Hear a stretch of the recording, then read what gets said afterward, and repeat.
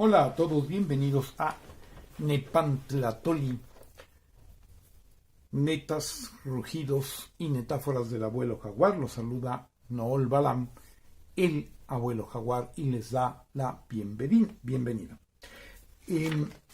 Pues seguimos en cosas de geopolítica. Acuérdense que estamos en la línea de recordar algunas cosas que hemos dicho y periódicamente, por cuestiones ahora sí que didácticas, los vamos a recordar. Acuérdense que la política no debe de verse nada más a nivel local, se tiene que ver también ni a nivel gubernamental. Incluso a nivel local está el nivel gubernamental, el poder fáctico, ¿sí?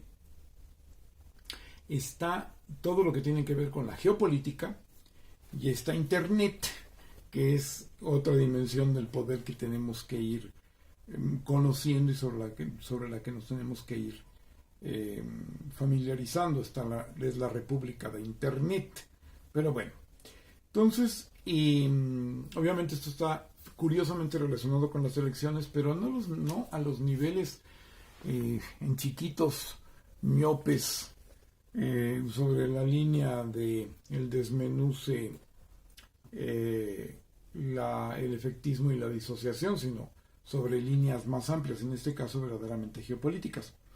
Ya habíamos señalado que en realidad lo que los gobiernos han hecho a favor de la humanidad de una manera clara y de una manera muy considerable en el siglo XX, y lo poco que se empezó a hacer quizá haya sido en el siglo XIX, en realidad se debió al socialismo y al socialismo marxista, ¿no? Porque no todos los socialismos son marxistas, etcétera. Ya tendremos que ver qué pasa con el anarquismo realmente existente. Hay una serie de factores. Pero realmente el empujón que gubernamentalmente se dio para el bienestar y que llevó al estado del bienestar en el siglo XX, más claramente, se debió al socialismo marxista. Vamos a decir que directa o indirectamente sí, pero eso de decir indirectamente, cuidado, porque sin el socialismo marxista no hubiera existido el estado del bienestar. ¿Por qué? Porque de alguna manera los gobiernos socialistas, con la Unión Soviética al frente, pues lo plantean en sus países, y de otra forma los países muy temerosos del comunismo de la Unión Soviética, los países capitalistas, ceden y generan un estado del bienestar en sus propias interior, por la línea de que tenían que la Unión Soviética fuera a imponer el comunismo en el mundo. En cuanto lo controlan, en cuanto se ve la caída de la Unión Soviética, inmediatamente empiezan a desdecirse y a desmantelar todo el bienestar, que queda mucho por la lucha social, pero jamás porque los gobiernos de derecha o derechizados bajo la máscara de ser supuestamente socialdemócratas realmente pretendieran algún bienestar. Entonces, ahora, ¿qué es lo que ha pasado? El planteamiento, ¿sí?, es que luego en la forma en que esto se revirtió fue con el famoso neoliberalismo, ¿sí?, que se implanta para acabar con todo lo que tuviera que ver con decencia social y estableció sus reglas, entre las cuales tenemos, bueno, lo primero es que las reglas son para los otros, no para los capitalistas, ¿no? En segundo lugar, que las ganancias son privadas y las pérdidas son públicas. Entonces, todo un aspecto muy importante. Quieren conocer el ejemplo que padeceremos cuando menos hasta 2070 en México, y uno de los grandes del mundo, el FOBAPROA, ¿sí? Ese es un ejemplo de cómo privatizar las ganancias y socializar las pérdidas.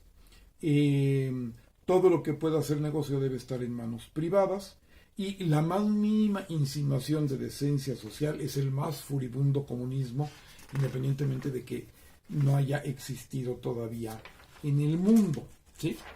China, en el contexto en el cual está todavía dentro de la Guerra Fría, del lado del bloque socialista, se distancia de la Unión Soviética porque la Unión Soviética no era necesariamente lo mejor para sus planes. Ellos buscaban la preponderancia mundial, curiosamente bajo este modelo de una Rusia que definitivamente ha heredado un gran avance por el socialismo, pero que ahora se declara capitalista. Aquí es en donde se encontró el equilibrio de que ha habido una alianza verdaderamente muy fuerte entre Rusia, ya no la Unión Soviética, y China, pero eso fue ahora.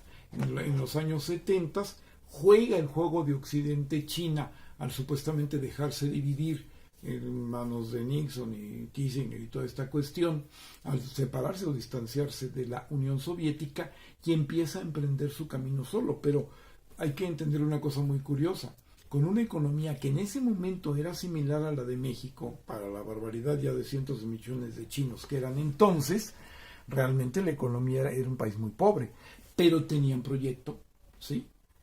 Tenían una visión y tenían una actitud y un pueblo muy disciplinado que heredaron del socialismo, ¿no?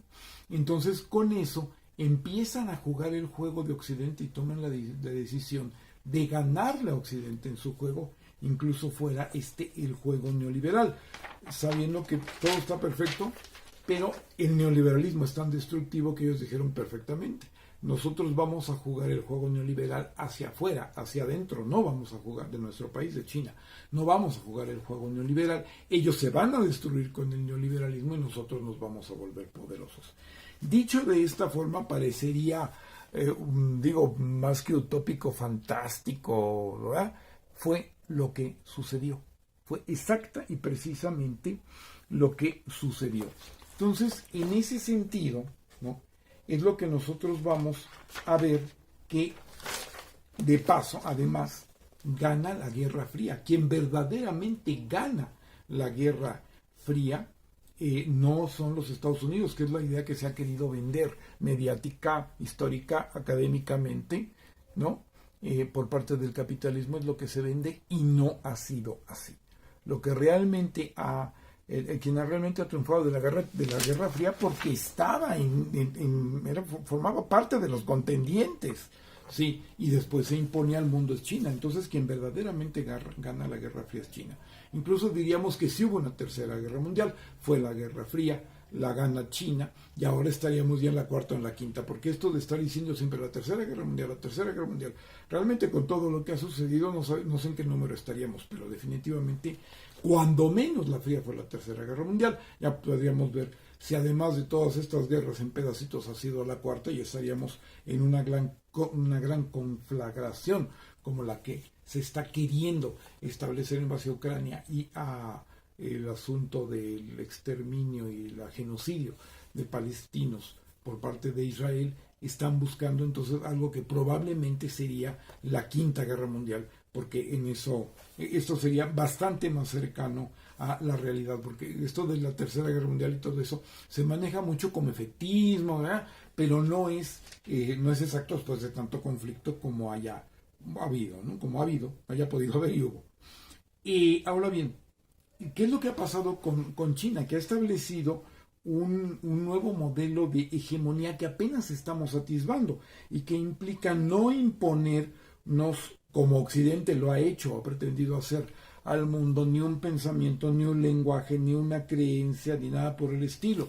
Además de todo, ¿para qué? Si es precisamente así como han llegado a ser hegemónicos, ¿no? Es como muy claro y muy sabio. Yo creo que sí tenemos que entender que China ha capitalizado lo mejor que ha habido en la historia a través del socialismo, que sí lo tomó de Occidente, pero que ha rescatado sobre todo su enorme sabiduría. Tenemos que estudiar a China, así como hay, y está muy bien que los haya, departamentos en las universidades para estudiar a los Estados Unidos, para estudiar a las grandes potencias, Europa, la Unión Europea y todo eso.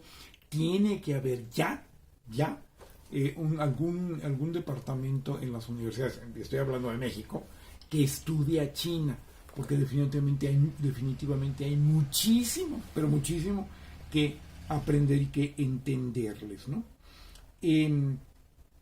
Ahora bien, ¿qué es lo que ha pasado con la situación de ahora y qué tendría que ver con lo que queríamos nosotros plantear.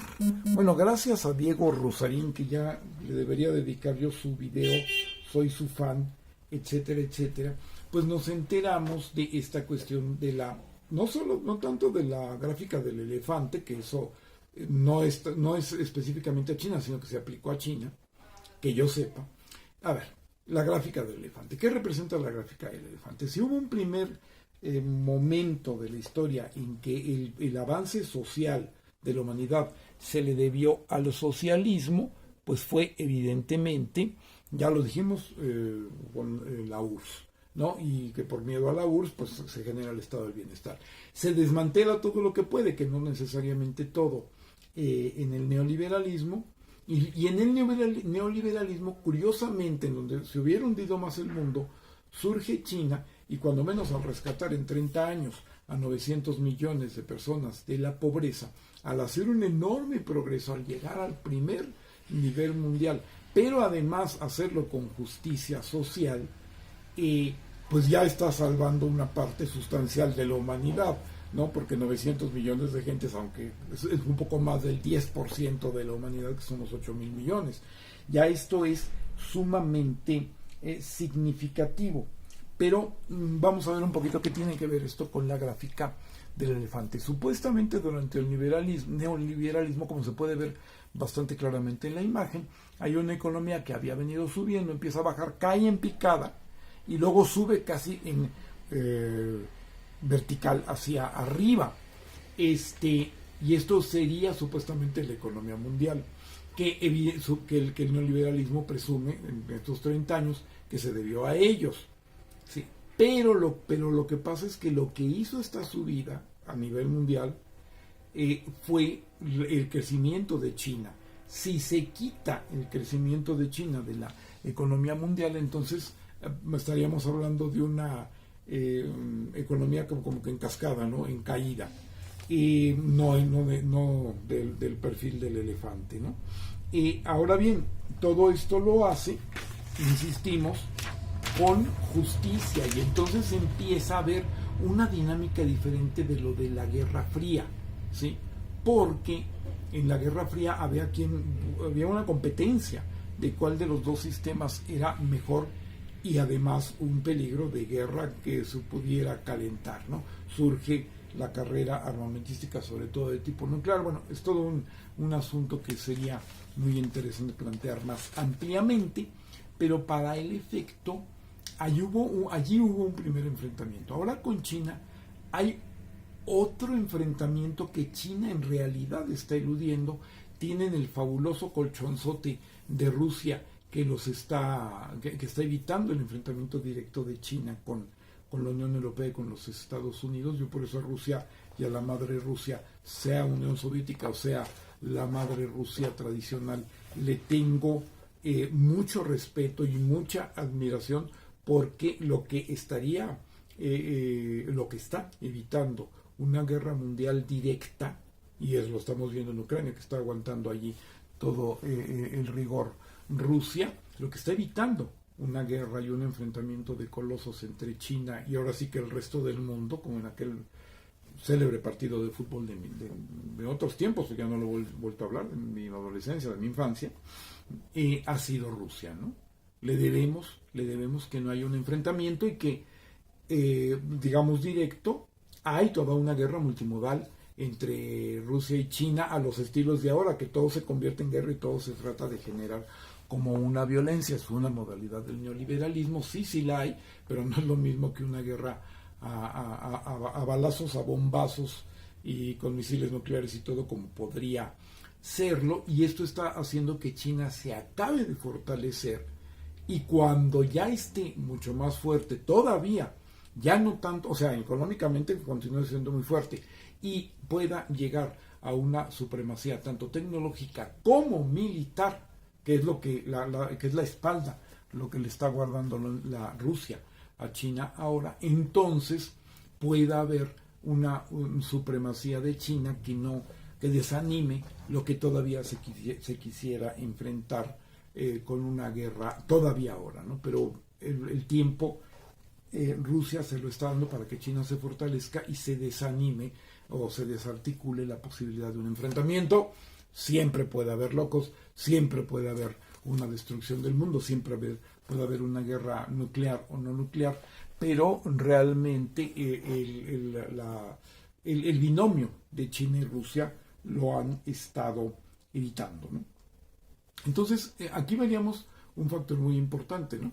China ha dado ha hecho una enorme riqueza, pero ha generado una enorme riqueza, pero con bienestar social, a diferencia de la otra gran potencia misteriosa, que es la India, que también es una potencia del futuro, pero que no ha generado un nivel ni comparable, ni de lejos, de justicia social para su gente. Ahora bien, de acuerdo con esta situación, antes hablábamos que hubiéramos preferido un socialismo, pero un socialismo a la escandinava. Bueno, creo que tenemos que empezar a pensar en que lo preferible sería un comunismo a lo chino, ¿no? En donde la idea de que todo el mundo tenga un trabajo, todo el mundo tenga bienestar, todo el mundo esté bien, se está realizando allá. El ideal no de la posmodernidad, que no tiene nada que ver, ni tuvo nada que ver con el neoliberalismo, que no ha sacado ningún pobre de la miseria, sí ha tenido que ver con China, que ha podido realizar esto, y en donde pues no está repartiendo pobreza como toda esta visión totalmente contraria, toda esta propaganda totalmente contraria de qué es lo que hacía el socialismo, y válgame Dios y tal, sino que lo que realmente está distribuyendo ya no es un nivel nada más decente de vida, sino un nivel muy abiertamente de clase media, que es realmente a lo que la humanidad ha llegado como lo ideal, ¿no?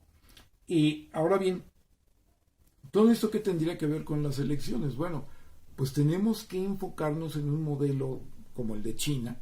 Tenemos el problema de estar teniendo encima a los Estados Unidos. La decadencia de EUE, Estados Unidos y Unión Europea, no es que vayan a quedar totalmente devastados, sino van a pasar a ser una potencia de segundo orden. Pero todo parece indicar que van a imponer el neoliberalismo a sus colonias. Es más, llego a pensar que ellos mismos lo puedan erradicar en alguna medida de sí mismos, pero lo van a imponer a las colonias, porque a las colonias siempre se les erradicó la explotación y los modelos acumulativos para las metrópolis, y eso es el neoliberalismo. Cualquiera que diga otra cosa no sabe lo que dice y no es verdad. Entonces, el PRIAN, pues es neoliberal, ¿sí? Pues está buscando la alianza con los Estados Unidos, sin ver que pues el que está ganando la guerra y que vio remontada su economía en ese conflicto entre Rusia y Ucrania fue Rusia, ¿no? Tampoco le está yendo muy bien con el conflicto de Israel, el genocidio en Palestina, que sigue siendo terrible, pero que no les está reportando una ganancia muy, muy grande. En todo caso, lo que están buscando es un enfrentamiento, una nueva conflagración mundial que ojalá se pueda evitar, y pues no es con ellos con quienes tenemos que estar, ¿sí? Somos la economía que en este sexenio pasó del número 15 al número 12. Hay quienes hablan de 11 y 10, pero bueno, vamos a dejarlo así. Hemos subido 2 o 3 espacios, ¿sí? Si fuéramos la economía 13 y no la 12, de cualquier manera estamos reyes, ¿no? En un sexenio pudimos remontar 2 lugares. Ya andábamos por el lugar 10 hacia el año 2000. No se publicitó porque no le convenía al neoliberalismo. Por el neoliberalismo bajamos hasta el lugar 15, todavía dentro del pelotón de los primeros 20. En 5 años hemos remontado en 2 o 3 lugares. Las estadísticas, no uno, sino más de un lugar, 2 o 3. Las estadísticas varían, pero todo el mundo sí señala que México tiene ese avance, y quieren que volvamos a venderlo todo y entregarlo todo. Eso es verdaderamente aberrante. Eso es lo que tenemos que hacer, es seguir votando por la 4T, ya lo dijimos, no ahora sino otros 30 años. Y por lo tanto hay que votar como China a lo que va hacia el futuro, ¿sí? Y ir con Estados Unidos y la Unión Europea es lo que nos hundirá en el pasado, que parte de eso no se entiende. Bueno, pues agradecemos su sintonía a este video y ojalá que estén también presentes y expectantes del próximo video de Nepantla Tolí, netos rugidos y metáforas del abuelo jaguar. Gracias.